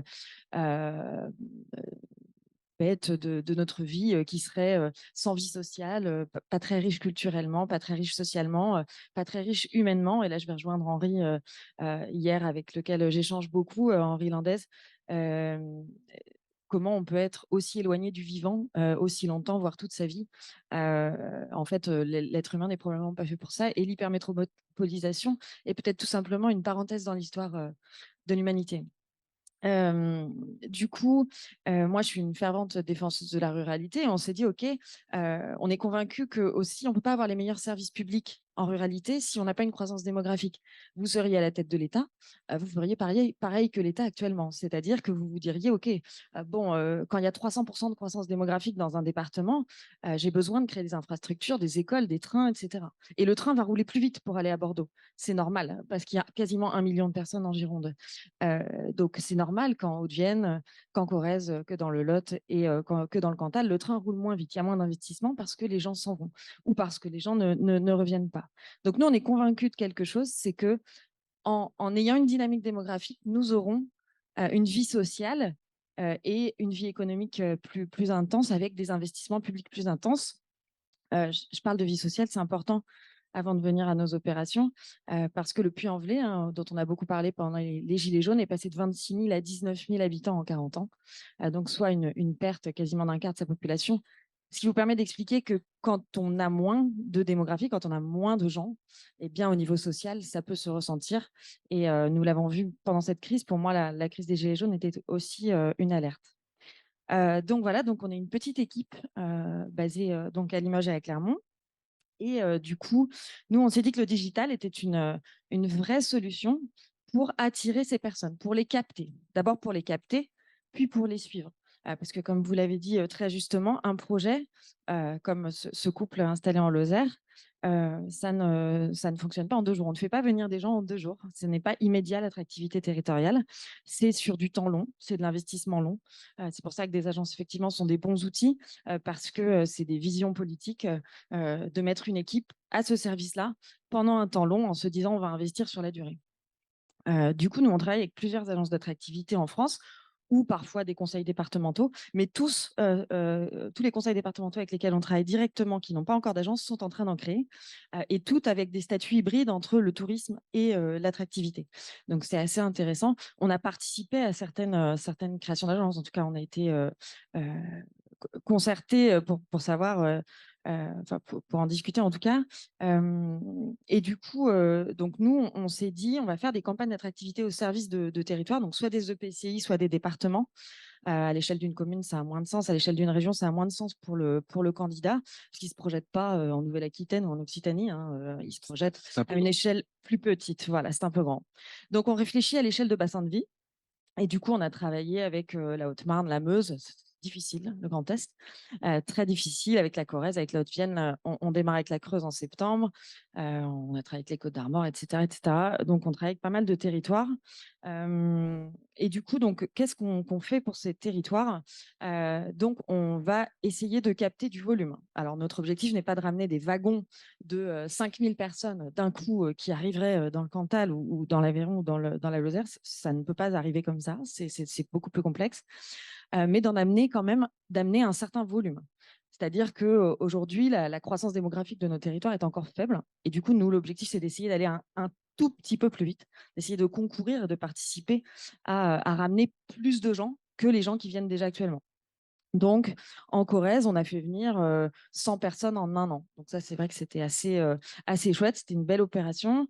On travaille avec d'autres territoires. À chaque fois qu'on travaille avec un département, il y a des installations. C'est systématique. Notre méthode, elle fonctionne. Et elle fonctionne partout. C'est-à-dire que même dans la Meuse, qui, en termes de prospective démographique, pour ceux qui lisent des rapports comme moi un petit peu sur ces sujets fous, c'est vraiment cacaboudin le Grand Est. C'est vraiment difficile. Nous, on se plaint dans le Massif central, mais là, c'est vraiment très dur. Ils continuent à perdre 1000 habitants par an à peu près, la Meuse et la Haute-Marne, par exemple. Et nous, on participe, du coup, on concourt à faire plusieurs installations d'actifs par an. Enfin là, on vient de démarrer, mais il y en a déjà eu pas mal depuis qu'on a démarré. Il y en a une quinzaine déjà en Haute-Marne, une quinzaine de couples. Et donc, ce sont des installations qui prennent du temps. Vous preniez l'exemple de ce couple. Nous, là, on a une MAM qui se crée à Chaumont. Ça prend un peu de temps, les MAM, parce qu'au niveau juridique, etc. Une MAM? Une MAM, maison d'assistant maternel, voilà. Donc voilà, ça, c'est des projets qui vont plus ou moins vite. Aussi, sur la typologie des projets qu'on installe, c'est important. Donc, nous, on a une vision globale de l'attractivité. C'est-à-dire qu'on pense que les médecins généralistes ne vont pas venir là où personne ne va. Parce que les médecins généralistes sont des gens comme vous et moi, qui ont envie d'une vie sociale et équilibrée et chouette. Et du coup, c'est difficile. C'est rare, ça existe, hein, mais c'est assez difficile. C'est assez rare. Je n'en connais pas encore, en tout cas, de territoires qui ont réussi à attirer des médecins si vraiment l'endroit n'attire personne, quoi. Donc, il faut se dire que si vous voulez attirer que des médecins, ce n'est pas possible. Ça n'existe pas. Donc, on parle souvent de l'Aveyron, hein, qui attire des médecins et qui n'a pas une croissance démographique fulgurante. Ce n'est pas le 93, mais ils ont une petite croissance démographique depuis quelques années. Donc, attention, les médecins, les infirmières n'iront pas là où personne ne veut aller. Ce sont des gens normaux. Donc, en fait, ce qu'il faut pour attirer des gens, il faut avoir une politique d'attractivité globale. Et du coup, nous, dans nos opérations, nous visons à la fois du volume, c'est-à-dire que pour la Corrèze, pour arriver à 100 personnes installées en un an, on a eu 1350 inscrits à la base. Et du coup, ce qui est très compliqué pour un territoire rural, un département, enfin un client de la Houe, c'est que les 1350 personnes, il faut les traiter. C'est un travail difficile parce qu'il faut trier les bons projets des mauvais projets. Comme nous, notre objectif, c'est de faire du volume. Alors, ce que j'appelle les mauvais projets, j'exagère, mais sur ces 1350 personnes, déjà, il y a de tout. Il y a des CSP+, il y a des salariés, des ouvriers, des techniciens de maintenance, des gens dans l'industrie, des gens dans le service, des ATSEM, des infirmières, des médecins, etc. Il y a de tout. Sur les 1350, il y a une répartition assez cohérente de la population française. Donc 80-85% d'actifs, dont et du coup 10-15% à peu près de demandeurs d'emploi. On doit avoir 10% à peu près en moyenne de demandeurs d'emploi. Sur les 90% d'actifs, il y en a 10% qui sont télétravailleurs. Ça dépend des opérations. Pour la Corrèze, on a moins de télétravailleurs parce que 4h30 de Paris, etc. Pour la Meuse et la Haute-Marne, on a plus de proportion de télétravailleurs. Donc, nous, nos opérations sont un petit peu aussi dépendantes de la situation géographique du territoire. Mais dans tous les cas, on fait du volume d'entrée. Donc, nous, on traite ce volume. Sur ces 1350, on se dit, OK, il y en a vraiment, on les appelle tous. Je ne sais pas si vous voyez, si vous imaginez le travail d'appeler 1350 personnes. C'est un travail titanesque. Aurore, quand tu dis appeler, c'est les avoir au téléphone, hein. Oui, on les appelle. C'est-à-dire qu'ils laissent leur numéro de téléphone, on les appelle. En fait, on fait ce travail pour que vous n'ayez pas besoin de le faire. Et du coup, ces 1350 personnes, vu qu'on a diffusé massivement des contenus, etc., on a du volume. Et qu'on a notre base de données, etc., qu'on enrichit, qu'on travaille, on envoie des milliers d'emails, enfin voilà, on est des machines de guerre numérique, hein, voilà, c'est ça pour générer du volume dans le milieu de l'attractivité, c'est pas facile. Donc il faut avoir une machine de guerre numérique derrière, un outil qui fonctionne très très bien, et derrière des petites mains qui travaillent la plateforme, qui travaillent son contenu, qui travaillent ses emails, qui envoient des milliers d'emails, etc. Donc une fois qu'on a ce volume, on les appelle, une certaine partie ne répondent pas, parce qu'ils ne sont pas forcément prêts à parler à quelqu'un. Le numérique, ce n'est pas forcément direct appel. Donc, il y en a un certain nombre qui répondent. Sur ce certain nombre qui répond, il y en a qui ont un projet à long terme. Donc, ce n'est pas forcément un mauvais projet, mais on les met dans la colonne long terme. Il faudra bien penser à les rappeler dans 1 an ou 1 an et demi et à revoir avec eux. Et puis, il y a tous ceux qui ont un projet court terme. Et dans ces projets court terme, il y a des projets où les personnes hésitent entre 4, 5, 10 territoires. On n'est pas encore assez bien avancé pour vous les envoyer. Donc, pour nous, ce n'est pas des excellents projets. Et on va donc qualifier les projets et vous dire c'est plus ou moins un top profil et un favori là où on a nos petits cœurs, voilà. Et donc là, chaque territoire qui travaille avec nous dispose d'un tableau de bord très simple en colonne. Donc là, c'est à gauche ceux qui se sont inscrits. Donc, il y a les 1350 de la Corrèze qui sont dans la colonne gauche. La colonne d'à côté, c'est ceux qu'on a appelés qui ont répondu. La colonne d'à côté, c'est ceux qui sont très motivés et qui sont chauds et il faut les accompagner. Et là, nous participons avec nos clients à créer des écosystèmes locaux. Donc, je vous prends l'exemple de la Corrèze. Nous avons démarré l'opération en décembre. En janvier, le conseil départemental a recruté une concierge de territoire, Charlotte, qui était là hier, mais qui a dû partir malheureusement. Et Charlotte, elle est la concierge de territoire. Ce n'est pas forcément le mot que tout le monde va employer, hein, mais du coup, on peut appeler ça un chargé d'accueil. Donc, ce chargé d'accueil gère son tableau de bord et il sait que dans la colonne de droite, il y a les plus urgents à accompagner. Et donc, il va les accompagner et nous, on suit. C'est-à-dire qu'il n'y a aucune personne qui rentre sur laou.fr/, venez vivre en Creuse, venez vivre en Corrèze, etc., qui n'est pas suivi jusqu'au bout, où on ne sait pas sa destinée. Ce qui nous permet d'avoir des statistiques. Ce qui n'est pas possible dans le métro, par exemple, quand vous faites une affiche dans le métro. Je fais un petit parallèle parce que si vous rencontrez quelqu'un un jour qui a déménagé et qui a changé de vie en voyant une affiche dans le métro, n'hésitez pas à me l'envoyer. Ça n'est jamais arrivé en 5 ans, mais n'hésitez pas, hein. Mon email, c'est aurore@laou.fr. Je suis très attentive à ça. Donc, juste pour vous dire qu'il y a des outils efficaces et des outils moins efficaces, que vous ne pouvez pas en connaître les résultats. Donc, nous, vous pouvez savoir les résultats. Vous savez combien vous avez investi et vous savez exactement combien de personnes sont dans la colonne de droite. Et la dernière colonne, c'est la colonne installée, youpi, on sort le champagne. Parce qu'effectivement, pour chaque personne installée, on sort le champagne chez nous. C'est important. Enfin, peut-être pas le champagne, mais au moins une bière. Voilà. Et on en parle et on en profite. Et on capitalise dessus avec nos territoires partenaires parce que chaque personne installée dans le Massif central ou chaque personne installée dans la Meuse, c'est un futur ambassadeur potentiellement. Alors en plus, si c'est une guinguette, c'est chouette quand même, mais c'est un futur ambassadeur. Et du coup, dans ces personnes installées, il y a de tout. On n'est pas du tout un site qui s'adresse à des CSP+, parisiens, bobos, etc. C'est vraiment quelque chose que je veux démystifier aujourd'hui. Nous, on fait installer des aides-soignantes et des chauffeurs routiers tout le temps. On fait s'installer des techniciens de maintenance et des infirmières. Tu pas des chauffeurs de bus scolaires éventuellement? Des chauffeurs de bus, oui, des chauffeurs de bus. D'ailleurs, dans le Cantal, j'ai remarqué qu'hier soir que les chauffeurs de bus, c'est très, très important d'avoir des bons chauffeurs de bus. Voilà, donc en tout cas, on fait s'installer des personnes qui aujourd'hui n'ont pas accès à la propriété en Île-de-France ou autour de Lyon ou autour de Toulouse, qui chez nous ont accès pour la première fois à la propriété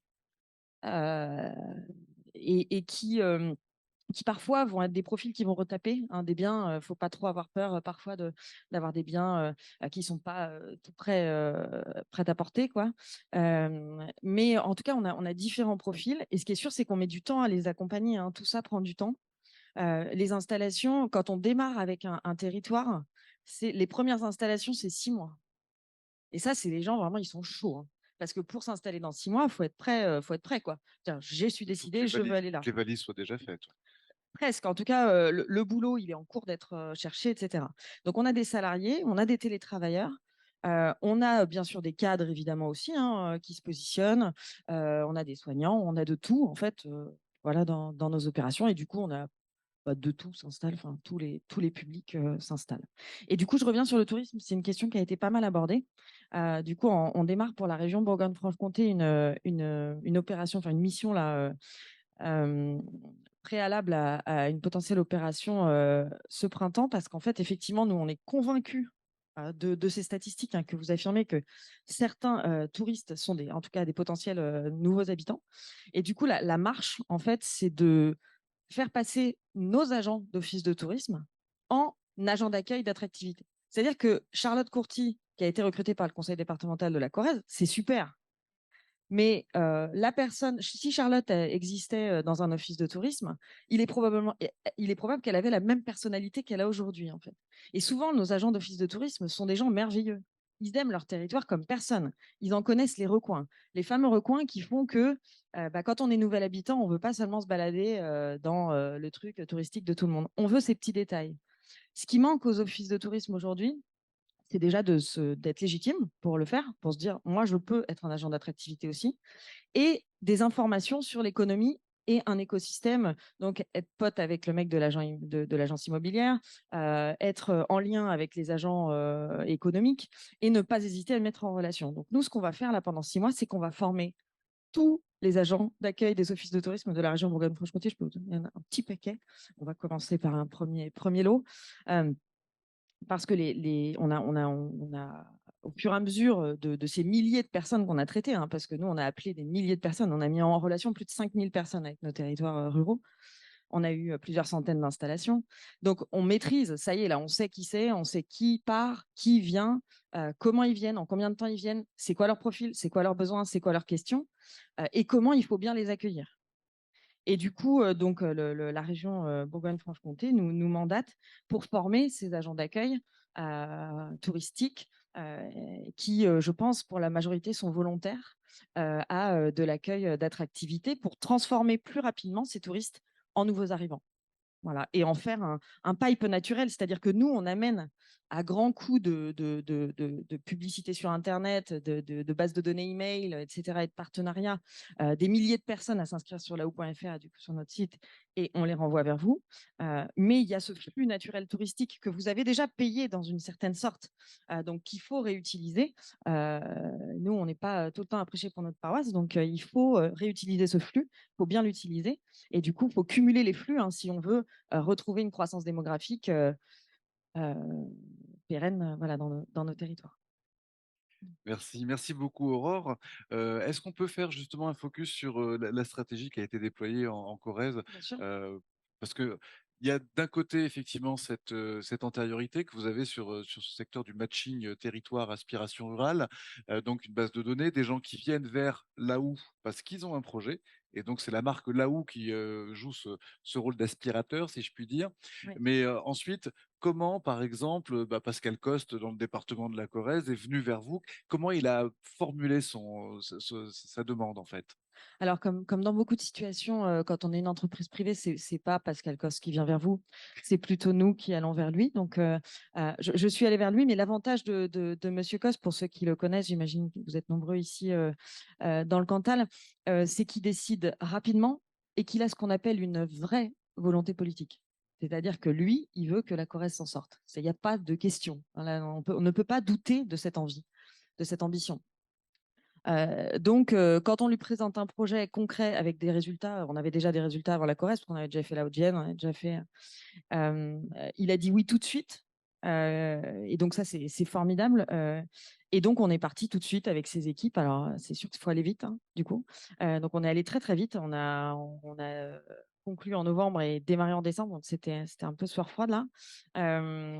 Et du coup, ce qui l'a convaincu tout simplement, c'est des résultats concrets. Lui, il voulait des résultats concrets sur des installations. Nous, on ne travaille que pour des installations. C'est ça notre objectif. Le fait de faire rayonner le mot de quelque chose, demander à un Parisien quelle est la pub dans le métro qu'ils ont vu hier, le rayonnement d'un territoire, il y en a 28 qui font des communications en même temps dans tous les médias, etc. Donc, c'est très difficile. Même si on a la chance d'être dans un département comme le Cantal, c'est déjà bien d'avoir une image, hein, comme la Corrèze et le Cantal, voire la Lozère, c'est des mots que les gens connaissent. Quand vous parlez de la Meuse, ils ne savent même pas que c'est en France. Hein, donc, non, mais c'est vrai. Alors, c'est vrai qu'on a un atout dans le Massif central, c'est qu'au moins, on a des marques de territoire relativement connues, hein, notamment celle du Cantal. Donc, ça aide, hein, ça aide un petit peu, hein, je ne dis pas le contraire. Voilà, surtout quand on a des bons réseaux dans la presse, il faut les utiliser. D'ailleurs, nous, on a fait des capitales sur M6, on a fait 20 minutes pour Limoges de capitale sur M6, donc ça a amené des milliers de personnes sur la plateforme. On a fait des zones interdites super, on a fait TF1, on a fait France 2, on a fait DJT, on a fait voilà. Bref, on a fait pas mal de prime time et c'est clair qu'on ne crache jamais dessus. Hein. Donc, c'est toujours très intéressant. Mais néanmoins, il faut savoir que ça nous ramène 5 à 10% de notre pipe. Ouais. C'est juste qu'il faut avoir ça en tête. Voilà, le digital, c'est 90%.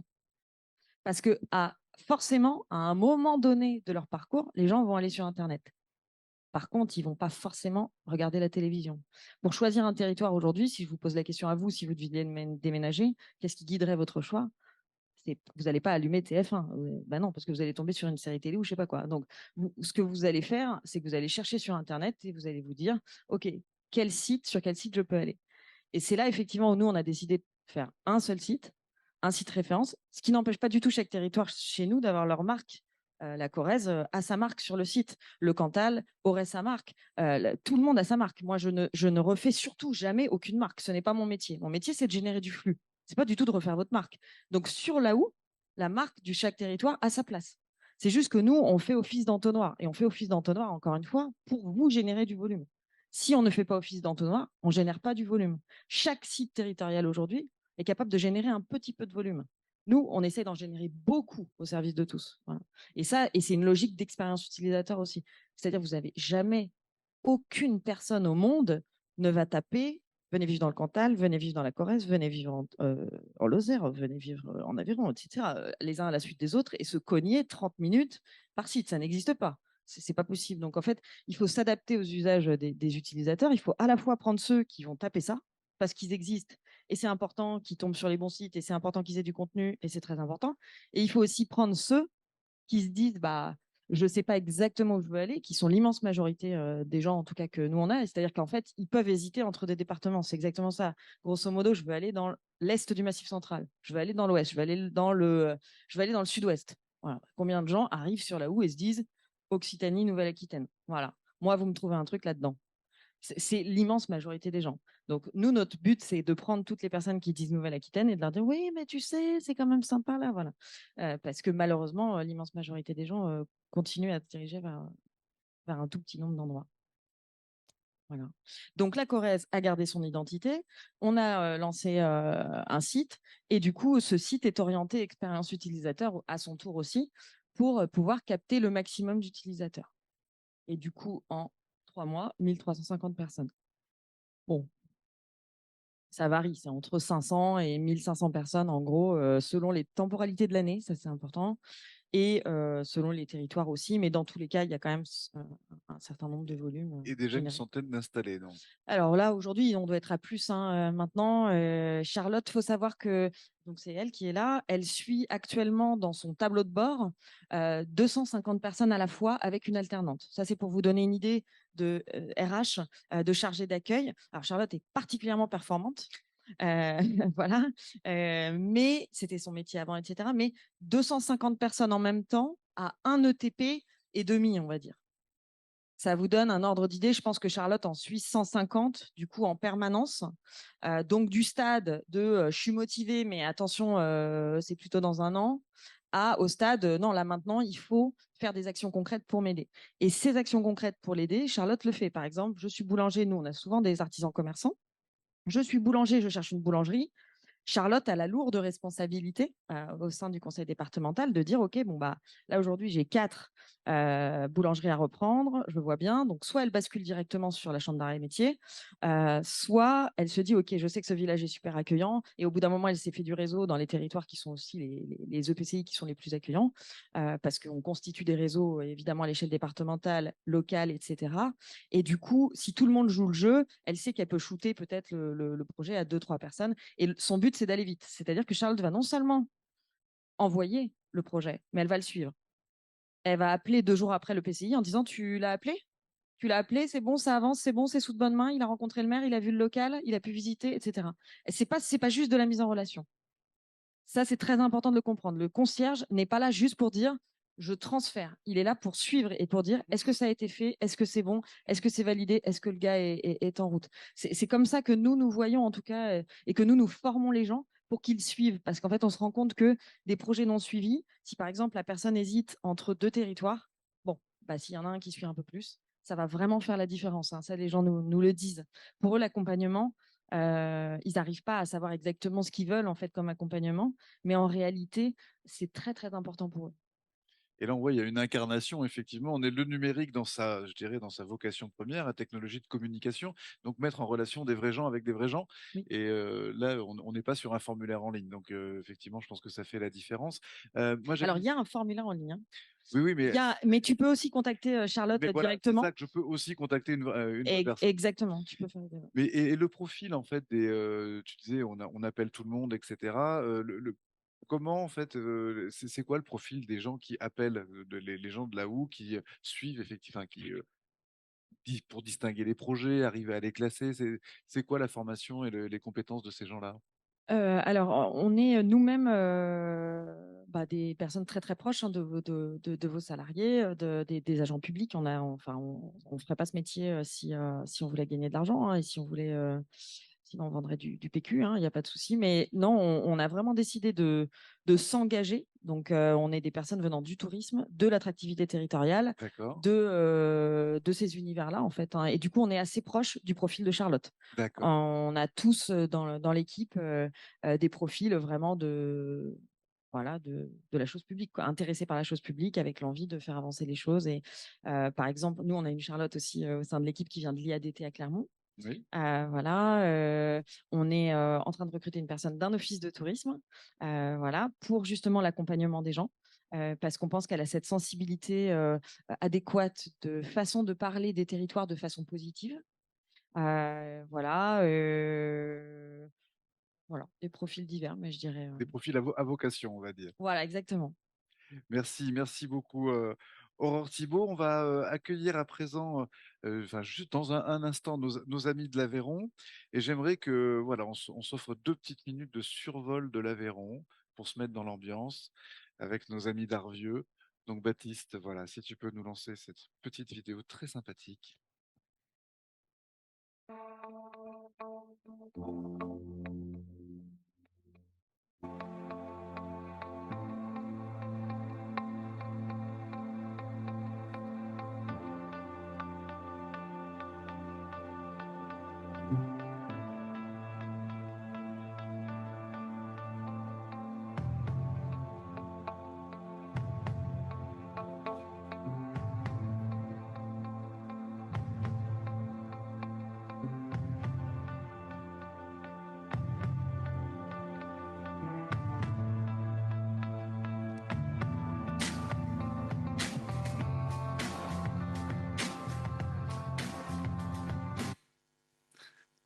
Merci, merci pour cette petite balade en drone au-dessus de l'Aveyron. Ça ressemble quand même beaucoup à la Lozère et le Cantal, non? Voilà, non, je dis ça pour les taquiner. Et on a le plaisir donc d'accueillir en plateau ici César Gelves, qui est docteur en géographie numérique et territoire, et Frédéric Marty, qui est le cofondateur de l'AITIS. Et on va parler évidemment d'Arvieux. Arvieux, donc Grand Prix Smart Village 2017. C'est un peu nos chouchous. Pourquoi? Vous allez le comprendre assez vite.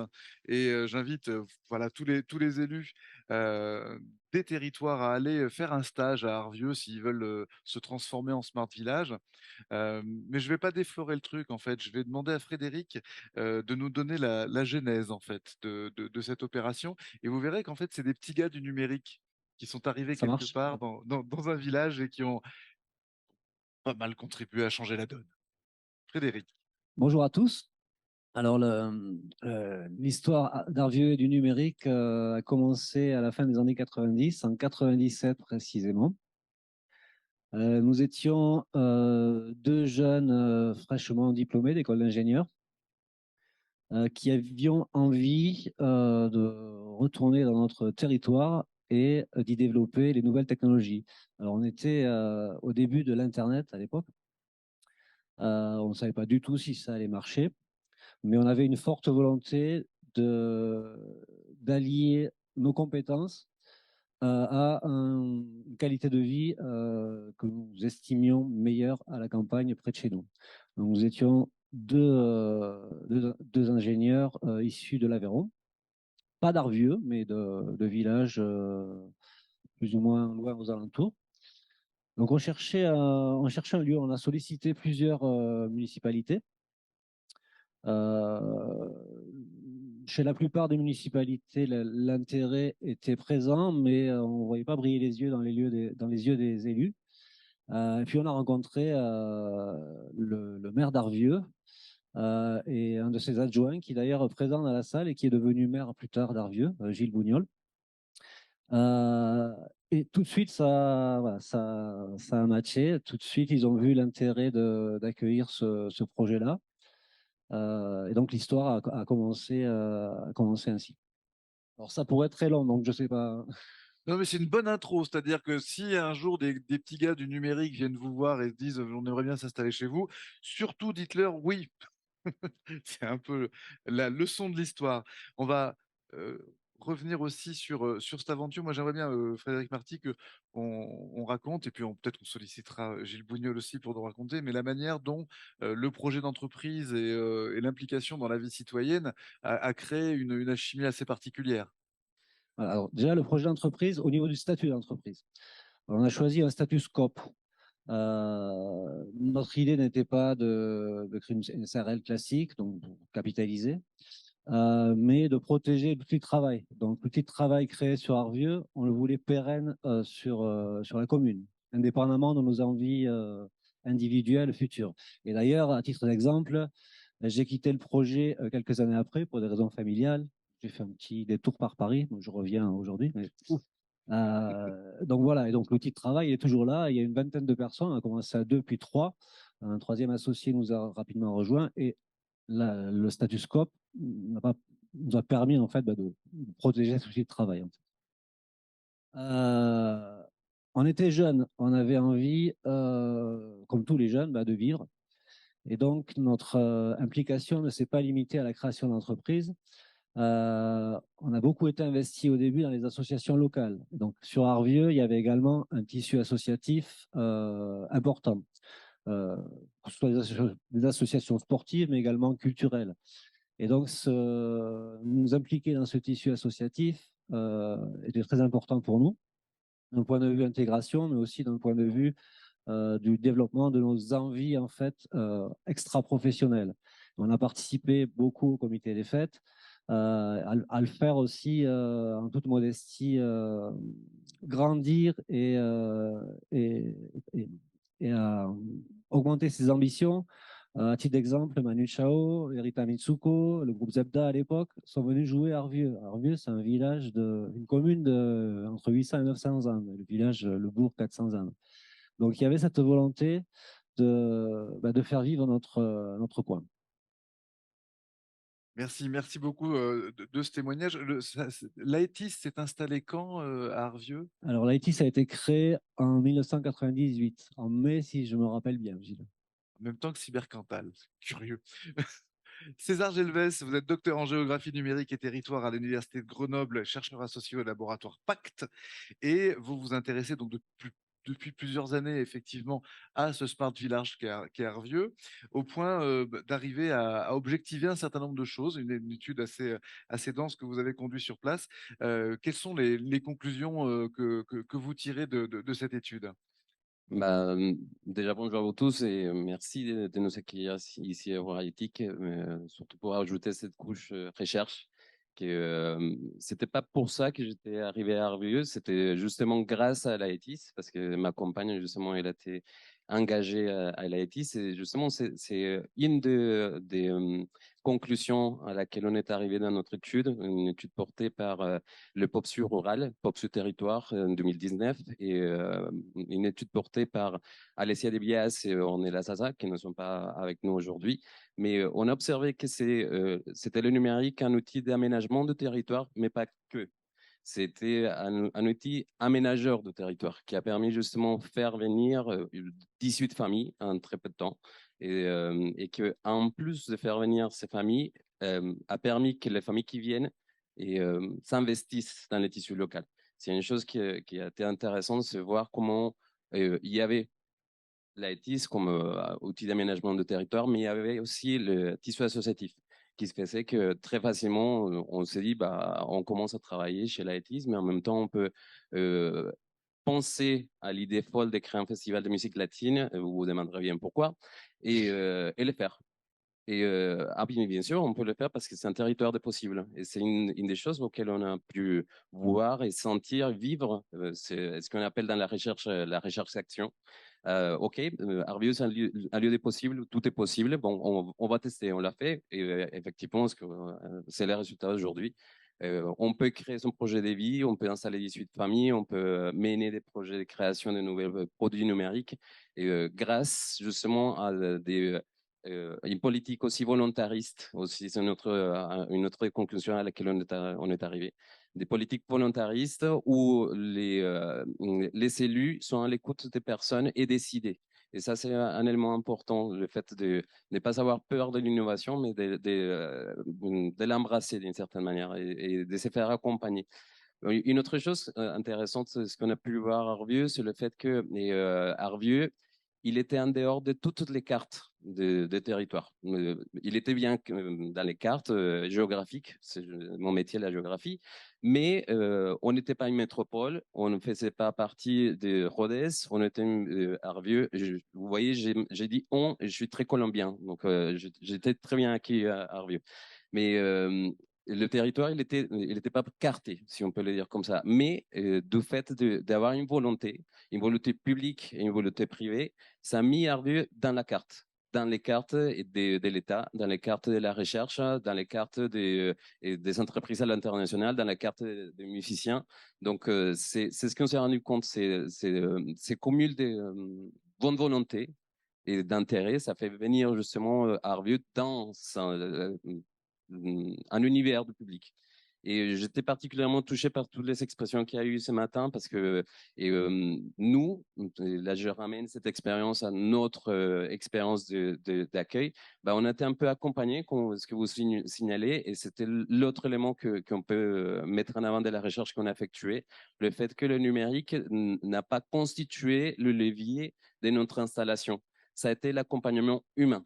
C'était le fait que dès qu'on est arrivé, il y a eu des portes qui se sont ouvertes et c'est des personnes référentes de territoire qui nous ont donné les clés d'interprétation du territoire. Ils nous ont dit, ah, vous voulez faire des choses, vous voulez vous faire accueillir.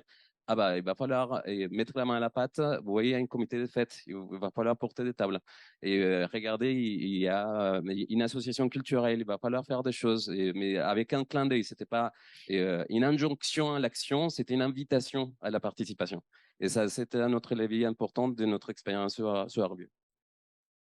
Et donc, cette dynamique sur le plan scientifique, mettre sur la carte, c'est une chose, mais ces dynamiques d'implication, aujourd'hui, est-ce qu'on arrive à définir, à affiner cette logique de smart village, qui était au début perçue comme un une composante technologique, c'est-à-dire un village bardé de capteurs, et on le voit, c'est beaucoup plus que ça. En fait, c'est un village malin qui se réinvente.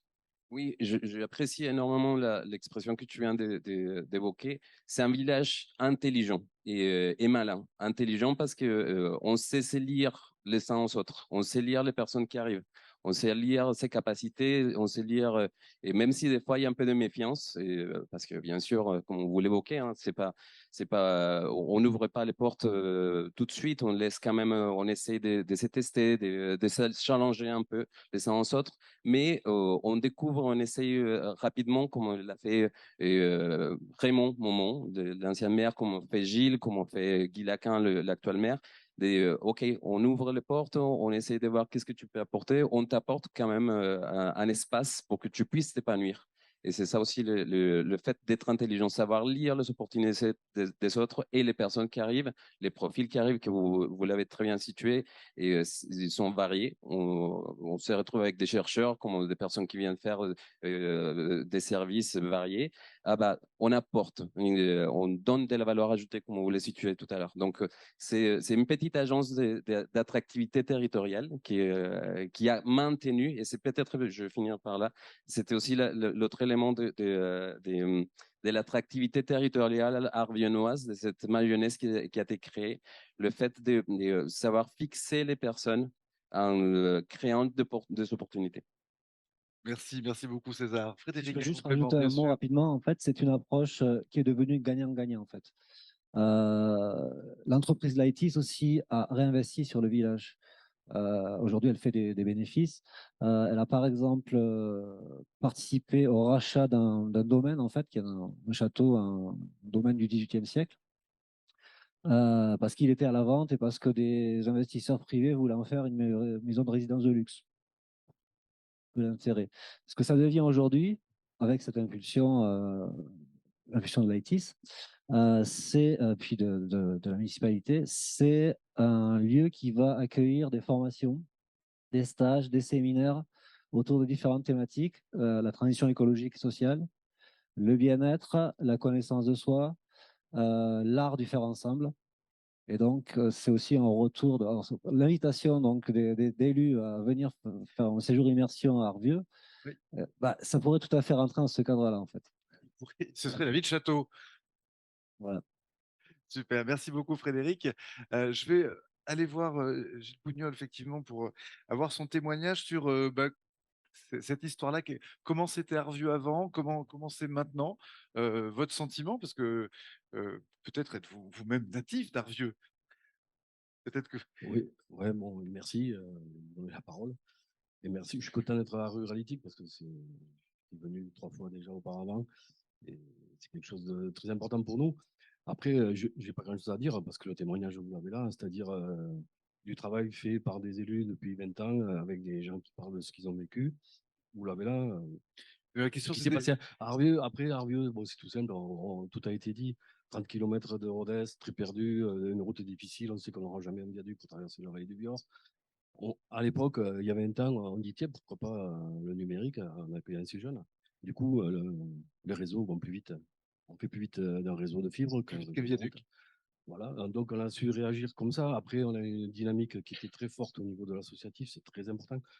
Et Il y avait après, déjà ce creuset-là avant ouais, il y avait ce l'arrivée. creuset-là. Après, il y a ce côté, j'ai entendu tout à l'heure, les Cantalous, les Lozériens, on était humbles et tout. Mais peut-être qu'à Arvieux, on est fiers aussi. Et du coup, c'est ce qui nous a peut-être porté vers cette dynamique. Et bon, il ne faut pas se cacher, c'est vrai.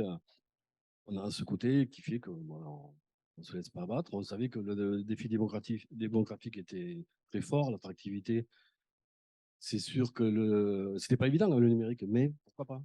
On a pris ce risque. Après, ce qu'il faut dire aussi, je peux témoigner par contre de ce côté-là, parce que j'ai été élu, j'ai arrêté.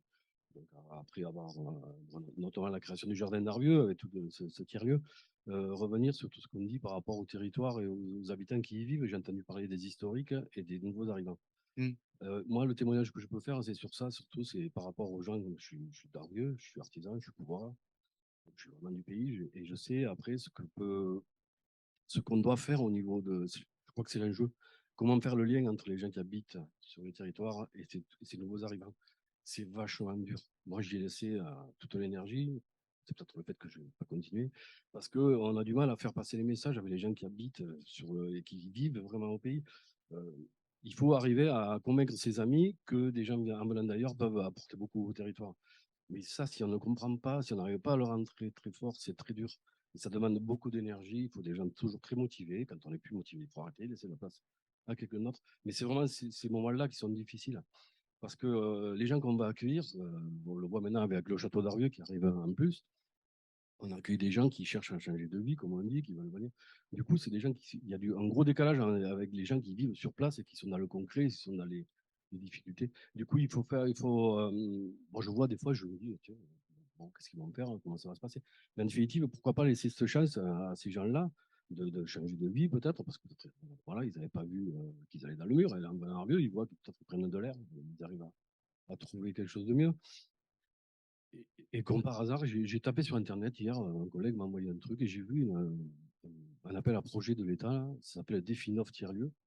Et avec ce qu'on vient de créer à Arvieux, on dirait que c'est ceux qui tombent du ciel qui peut faire qu'Arvieux peut continuer grâce à l'achat du château maintenant, à faire évoluer les tiers-lieux, c'est-à-dire en donnant les moyens à ces espaces de vivre. Parce que quand on crée tout ça, comme tout ce qu'on a fait à Arvieux, on l'a fait, mais on n'a jamais su ce qui allait se passer.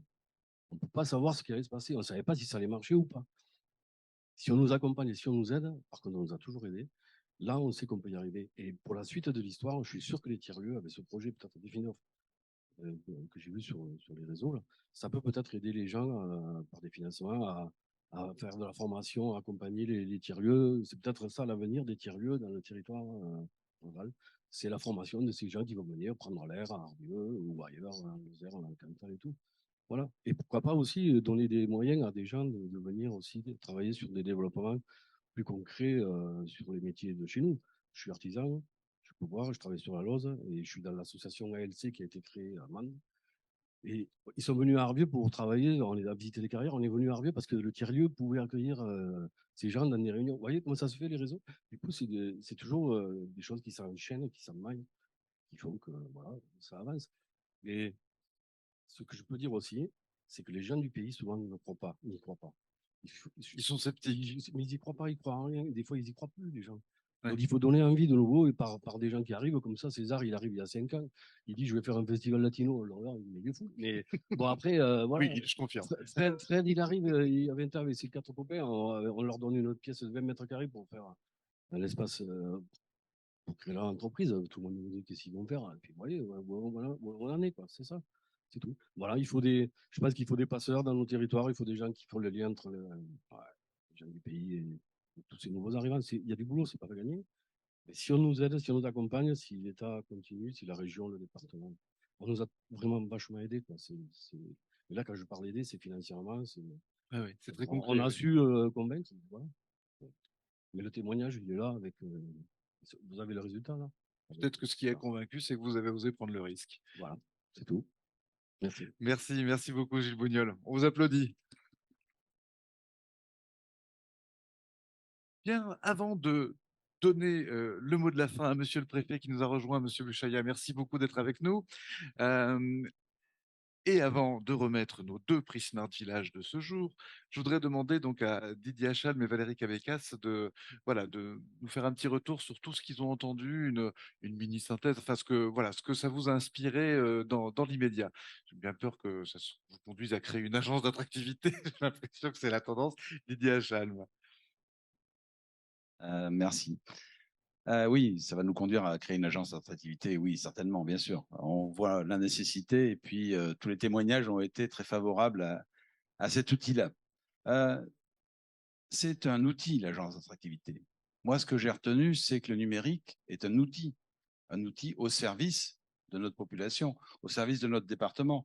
Tout à l'heure, le témoignage de Madame la présidente de la HOU nous l'a bien indiqué. Elle fait quoi? Elle fait de l'information sur les réseaux numériques et elle fait venir énormément de gens par le biais du numérique. Mais elle dit derrière, on a un suivi humain. On les rappelle tous, on les suit, et quand ils sont là, on les suit encore. Et moi, je crois que ça, c'est essentiel. C'est-à-dire que le numérique est l'outil, mais l'humain reste la base. Et il faut qu'on soit dans cette capacité d'accueillir les nouveaux arrivants sur le plan humain. J'ai noté aussi qu'il fallait qu'on soit tous autour de la table, parce que ça me paraît essentiel dans nos petits départements, c'est qu'il faut unir les forces. Et sans ça, il n'y a pas de salut, à mon avis, hein, on est trop petits. J'ai noté aussi, et je partage complètement cette vision des choses, c'est que le tourisme, la porte d'entrée touristique, ce doit être la porte d'entrée économique. Et non seulement je le partage, mais je l'ai mis en œuvre au niveau de Haute-Terre Communauté en créant dans les maisons de services l'office de tourisme dans la maison des services, de manière à ce qu'on ait là une unité de lieu où on retrouve l'information touristique et l'information économique. Et on est en train de former nos personnels à ça. Et c'est complètement, j'ai l'impression, en corrélation avec ce que vous avez dit. Et ça, je pense que c'est essentiel à l'heure actuelle. Hein. C'est-à-dire qu'on ne doit pas isoler le tourisme de l'activité économique, bien au contraire. Alors, c'est une espèce de mutation idéologique, quand même, hein, parce que les offices de tourisme, la formation touristique n'avaient pas cette formation économique. Mais on va y arriver. Et je pense que là, c'est aussi une voie d'avenir. Et puis, derrière, on va la créer, cette agence d'attractivité, parce que je crois qu'elle est essentielle.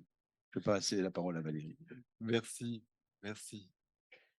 Bon, mais moi, donc maintenant Didier a déjà résumé la situation. Je vais simplement, puisque je ne l'ai pas fait en amont donc, de cette table ronde, simplement excuser le président du conseil départemental, Bruno Faure, qui n'a pas pu être présent aujourd'hui parce que de par ses fonctions au niveau du conseil régional, il a dû donc aller sur un autre territoire. Et puis en son nom et au nom du conseil départemental du Cantal, remercier en fait l'ensemble des participants qui sont venus à Aurillac pendant ces 3 jours. Je pense que ça a été encore une édition bien riche, très intéressante par rapport au thème de l'attractivité. On a bien compris que dans l'ensemble des territoires, en tout cas ruraux de notre métropole et même en dehors, on a un peu la même problématique. On a tous envie d'attirer. Et donc, je pense que ça a été une très belle édition. remercier l'ensemble des partenaires aussi, et puis simplement vous inviter à l'édition de l'année prochaine, qui aura aussi, à mon avis, un thème très important, puisqu'on sera sur la transition numérique, bien sûr, mais aussi écologique. Et je pense qu'aujourd'hui, il est plus qu'essentiel qu'on échange là-dessus, nos expériences, mais aussi notre vision de l'avenir. Et cette édition aura lieu les 29, 30 et 31 août 2023. Donc, on aura le plaisir de vous accueillir à nouveau à Aurillac. Voilà ce que je peux dire. Merci beaucoup Valérie. Je vais vous solliciter Valérie pour, avec moi, remettre un Grand Prix Smart Village, donc à Aurore Thibault, fondatrice de la Houe, pour l'ensemble de son œuvre, pour la Marne, pour la Meuse, pour les Côtes d'Armor, pour la Corrèze évidemment. Mais en fait, voilà, c'est le vôtre et je voudrais qu'on fasse la photo. Voilà, je vais m'installer comme ça. Maintenant,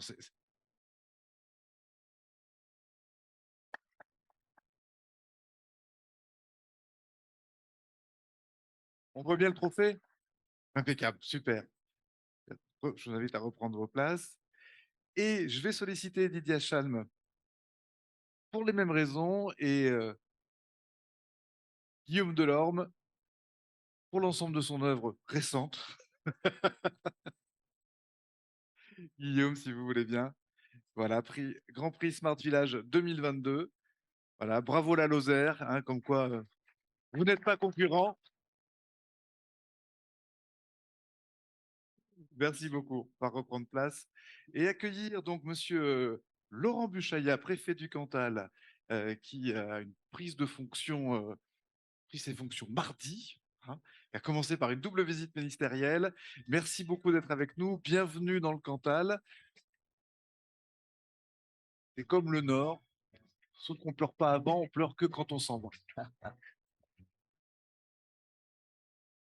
C'est vrai, on ne pleure pas avant, en tout cas. Ça, C'est c'est ça. sûr.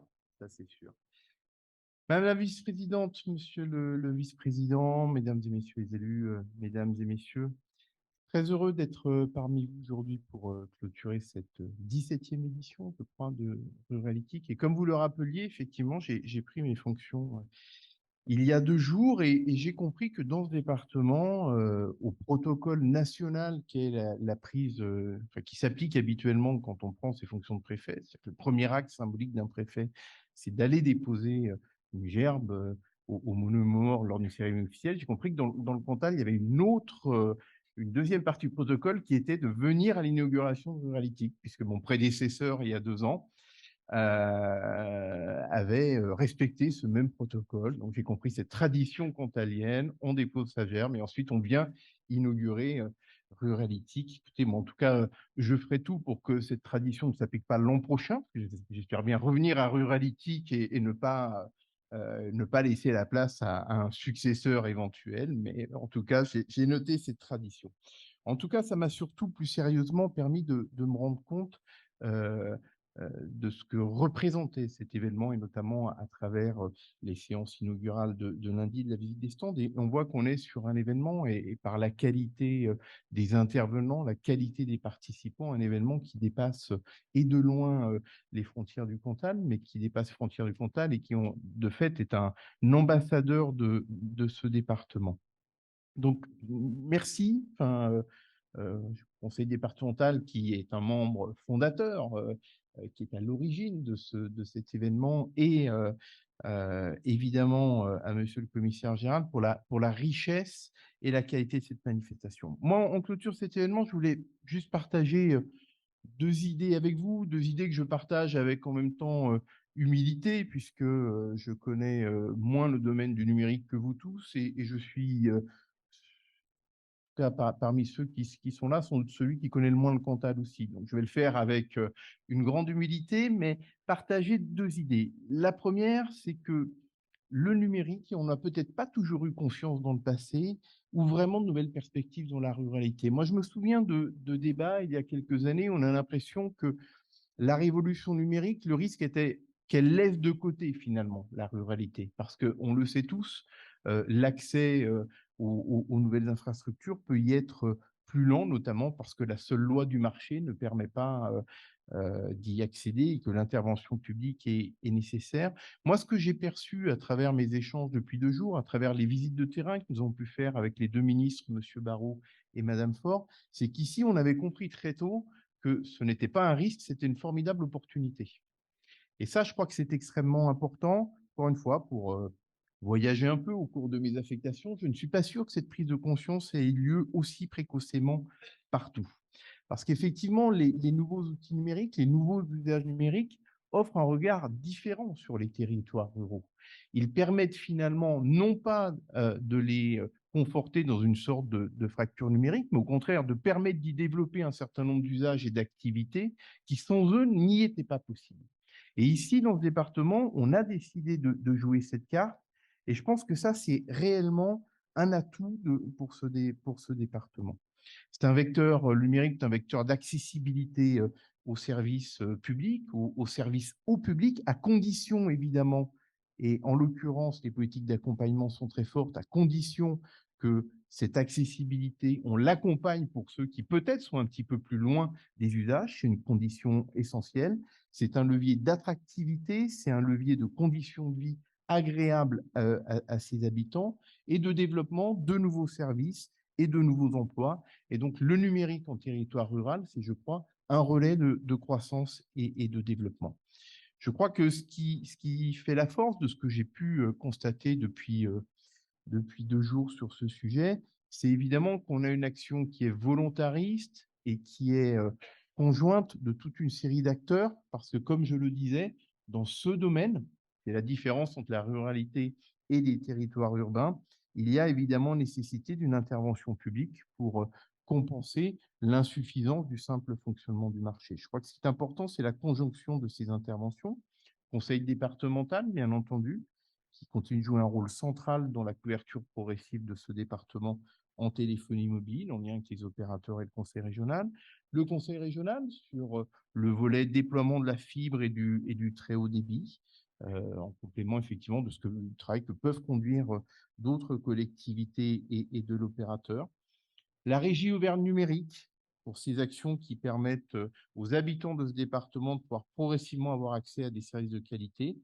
Et puis l'État, les ministres l'ont rappelé l'autre jour, intervient également avec une attention particulière aux politiques publiques du numérique dans les territoires ruraux pour améliorer la couverture numérique des territoires, offrir une couverture mobile de qualité et amener la fibre optique. Le plan France Relance, qui vous savez avait été mis en œuvre pour compenser les effets de la cessation d'activité économique liée à la crise sanitaire, mais qui l'était dans une ambition non pas seulement de compensation, mais de prendre de l'avance finalement sur un certain nombre de chantiers, a permis de ce point de vue-là un saut qualitatif et quantitatif tout à fait significatif.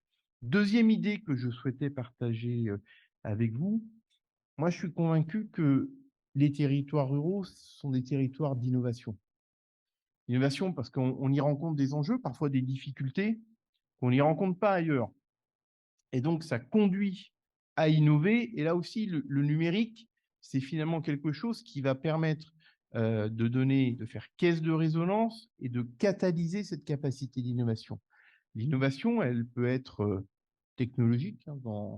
Moi, je n'ai pas eu le temps encore de découvrir toutes les pépites de ce département, mais je sais que partout en France, où que l'on soit, en département rural, dans des départements plus industriels, pas toujours avec la même densité évidemment, mais au fond d'une vallée, au fond d'un garage parfois, il y a toujours, partout en France, et je sais que c'est le cas dans le Cantal, la petite pépite qui finalement, sur le plan industriel, sur le plan numérique, développe des choses particulièrement. Donc, innovation économique, innovation sociétale en ruralité, on est amené à trouver des solutions pour amener un service à la population parce que les conditions y sont plus dures. Et moi, ce que j'ai visité, les stands que j'ai visités lors du jour de l'inauguration, on y a vu des choses extrêmement intéressantes qui sont extrêmement prometteurs, justement, en termes de services innovants à la population qui vit en ruralité. Donc voilà, moi, je suis convaincu que la ruralité, c'est un territoire d'innovation économique, sociétale, sociale, et que ce virage numérique qui a su être pris dans ce département permettra de donner pleine mesure à cette capacité d'innovation de ce territoire.